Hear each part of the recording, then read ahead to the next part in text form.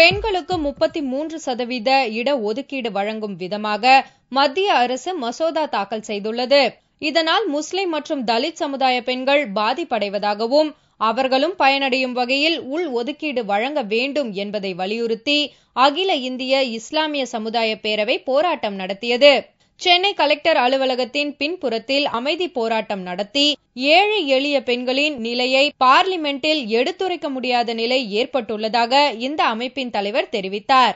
இந்த தனி ஒதுக்கீடு இல்லையெனில் உயர்குடி மக்கள், மேல்குடி மக்கள் மட்டும்தான் அந்த பாராளுமன்றத்தில் பெண்கள் நிலையிலே அணிவகுப்பார்களே அன்றி ஏழை எளியவர்களுடைய கோரிக்கைகளும் ஏழை எளியவர்களுடைய தேவைகளும் அங்கே எடுத்து பேசுவதற்கு ஆளே இல்லாமல் போகும். இந்த அமைதி போராட்டத்தில் கலந்து கொண்டவர்கள் உள் ஒதுக்கீட்டை வலியுறுத்தும் பேனர்களை ஏந்தி நின்றனர்.